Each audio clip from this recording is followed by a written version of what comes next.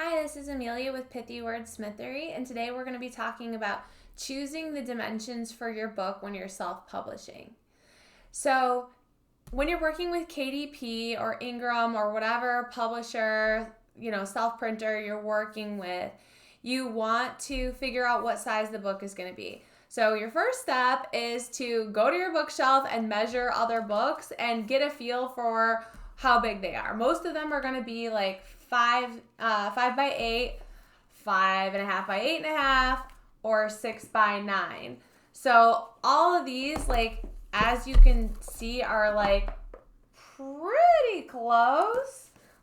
This one's slightly bigger than this one. It does feel a little bit different.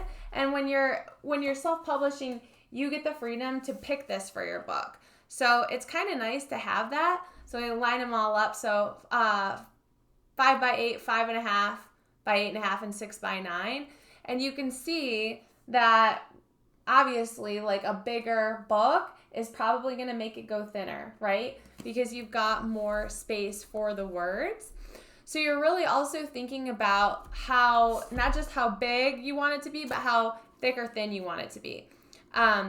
So it's good to pick a standard size that's supported through KDP and also through Ingram, just in case you want to add Ingram as a distribution channel later. So while KDP might be able to print in more sizes, I would double check and just make sure it's not just a really random size. Otherwise, you might need to redo the layout later. So as long as it's a standard size, you should still have a bunch of options. So think about whether you want it to feel like, a smaller thing that it's easier to carry, but it feels like, I don't know, you could fit in a bag. Sometimes people say they want people to be able to fit it in a big pocket or something like that. And then thinking about how it affects the total length. So that's one way you control it, is by the size of the book that you choose. But another thing is interior layout. And so if you're thinking well, I'm worried that the book is going to seem too thin, I want it to seem thicker. Definitely let us know that if you're working with us for self-publishing, because we can help you with that with interior layout. There are a lot of things that affect the page count. So font size, margins, space between lines, how big the images are, whether the new chapter starts on the right or the left, or there are different things that you can do to make a book have more pages or fewer pages, if that's something that matters. But the dimensions of the book are one thing to also think about. You might also be getting it in a paperback and a hardcover, so it's interesting to see when you pick the size, how that looks. So this is the same size, 6 by 9, but you can see the hardcover one's a bit bigger because the way that KDP's printing the hardcover right now is the glossy here instead of the book jacket. And so they're still going by the pages, which I don't know if you can tell in the video are just a little bit smaller. So this is the same size book. It's what it looks like in the two different formats. So, and it is also a bit thicker this way too.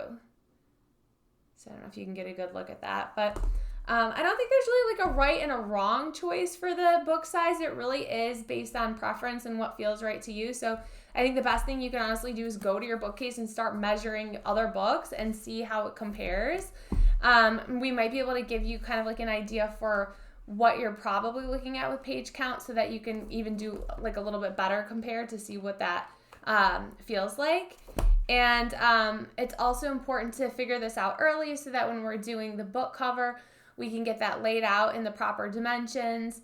And then also, as you're developing any images that might go inside the book, it's always good to think about the dimensions then too.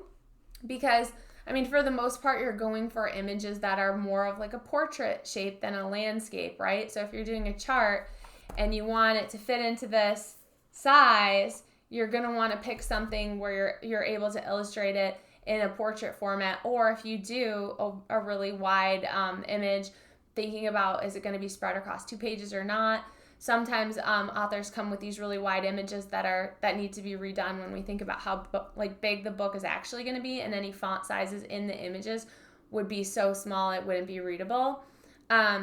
So it is good to think about this kind of thing a little bit on the earlier side, just so that we're planning for the right size and shape for everything.